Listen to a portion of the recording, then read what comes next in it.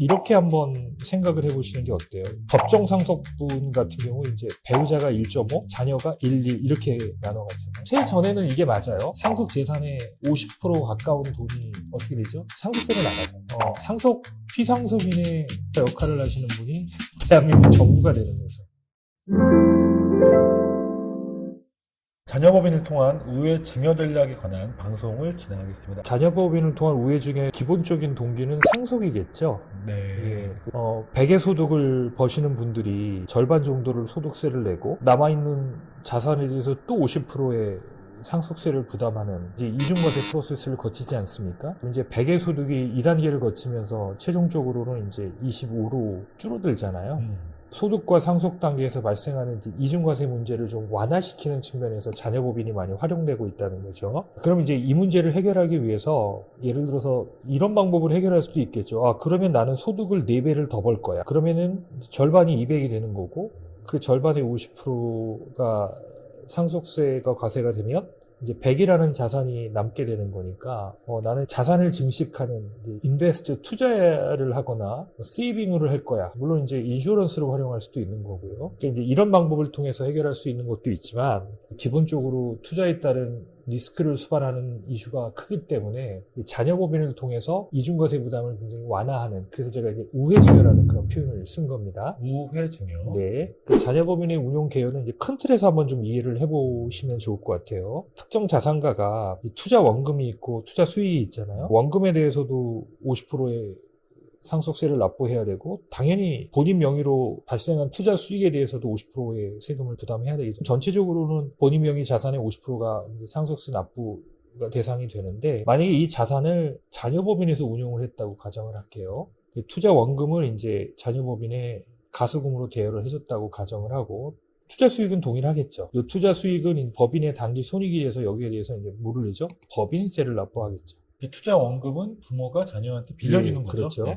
그리고 이제 이 투자 원금은 매년 세법이 정한 요건대로 해서 채무를 면제해주는, 채무 면제도 법인에서는 이제 순자산이 증가한 거기 때문에 법인세를 납부하겠죠. 네.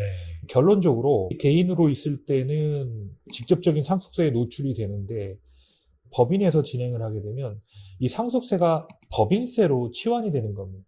법인세는 이제 투자 손익에 대한 법인세와 채무 면제에 대한 이제 법인세를 납부하게 되는 거니까 고율의 상속세가 저율의 법인세로 전환되는 효과를 누리게 되는 거죠. 상속에 대한 문제를 해결하려는 분들이 맞닥뜨리게 되는 부분은 이렇게 한번 생각을 해보시는 게 어때요? 법정 상속분 같은 경우 이제 배우자가 1.5, 자녀가 1, 1 이렇게 나눠갔잖아요. 그렇죠. 그죠? 네. 예. 제일 전에는 이게 맞아요. 상속 재산의 50% 가까운 돈이 어떻게 되죠? 상속세로 나가잖아요. 그 남은 자산이 가족한테 가는 거죠. 상속 피상속인의 배우자 역할을 하시는 분이 대한민국 정부가 되는 거죠. 국가가 가장 큰. 예. 그래서 네. 제가 이제 요거를 한번 표를 나눠본 건 이제 왼쪽에 있는 표는 세전 기준으로는 이제 이렇게 분배가 된다라는 의미고요.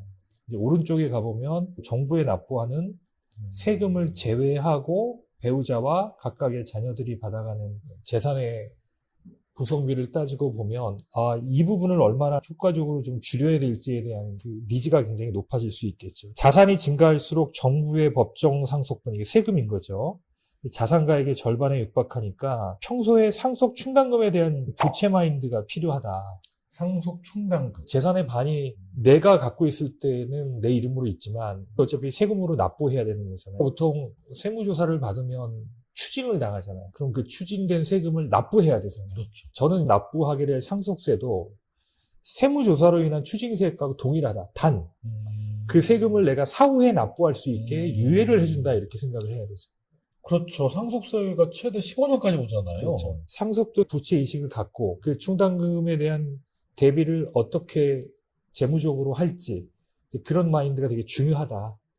그런 의미에서 자녀법인은 이 상속 리스크를 부담을 완화시키는 굉장히 좋은 툴 중에 하나가 될 수 있다.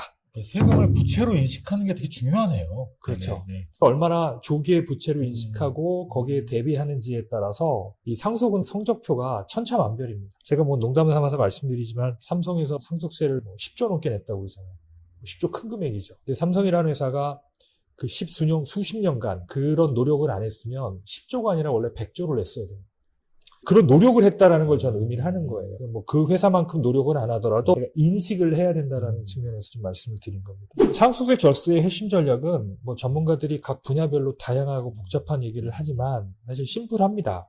큰 틀에서는 재산가액 증가를 얼마나 완화할 거냐, 완화폭이 클수록 납세 대책에 대한 부담이 덜하죠. 재산 증가를 완화하는 거는 크게 세 가지인 것 같습니다. 사전 증여를 해야 된다. 근데 이제 사전 증여를 할 때 고려해야 될 거는 실제 증여세를 납부할 수 있는 능력이 있냐, 자력 납부가 가능하냐, 향후에 유류분 문제가 일어날 가능성이 있냐. 증여는 자녀들 간의 재산 분쟁에 또 갈등의 씨앗이 될 수도 있는 측면이 분명히 있기 때문에 그렇습니다. 두 번째는 이제 사전 양도.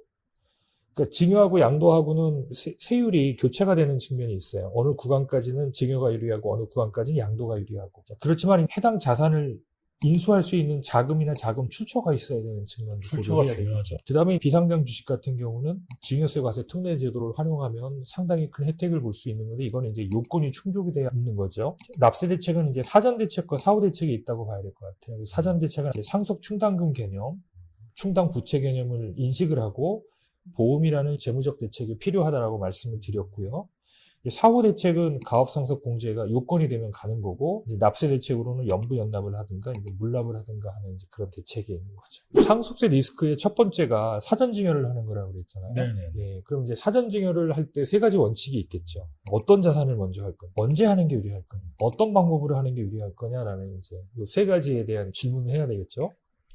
예, 왓은 성장 가능성이 높은 주식 또는 부동산, 부동산과 금융자산 속성이 있는, 그리고 마지막에 사업자산. 예, 그렇죠. 아무래도 주식이나 부동산 중에 가격 변동이 큰 것보다는 지속적인 성장 가능성이 있는 자산이 있다면 증여의 1차 대상이 타겟이 되겠죠. 그 가치 상승분은 수중자나 아니면 상속인한테 가게 돼 있으니까요. 그 다음에 이제 부동산과 금융자산의 속성을 하려는 거는 부동산은 감정평가로 돌아가잖아요. 그러니까 어느 정도 평가의 유연성이 담보되어 있는 약간 측면에 낮을 그렇죠? 가능성이 높죠. 금융자산은 이제 그런 게 없잖아요. 물론 그래서 금융상속공제라는 혜택이 있긴 하지만 그게 미미하죠. 그래서 자산을 처분해서 상속으로 넘길 거냐 아니면 부동산을 보유한 상태에서 부동산을 넘겨줄 거나 하는 이제 의사결정이 좀 필요하고요. 자, 그 다음에 뭐 보통 비상장 기업은 사업 자산에 해당이 되는 거잖아요. 요건 이제 보통 비상장 주식을 의미한다 이렇게 해석하시면 될 것 같아요. 언제 증여하는 게 좋을지, 증여세 공제주기 활용, 자산 가치가 저평가된 시점, 60세 이전, 네. 사전 증여재산의 상속세 합산 과세 회피. 증여세 공제 주기는 이제 10년마다 공제가 합산이 되잖아요. 특히 이제 배우자 같은 경우는 6억씩이니까 이게 10년마다 6억씩이잖아요. 6억 쿠폰이라고 보통. 예. 근데 이게 이제 뭐 90대 하면은 한 번밖에 안 되지만 60대부터 시작이 되면 요즘 100세 시대니까 6억 해도 한 4번까지는 가능하잖아요. 그러면 그것만 해도 굉장히 금액이 크죠. 그리고 자산 가치가 매우 저평가되어 있는 시점.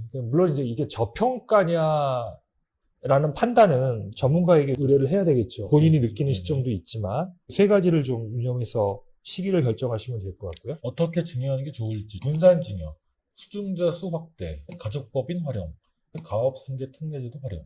대상 자산과 시기가 결정이 되면 이제 어떻게 하는 게 가장 효과적이고 효율적일 거냐.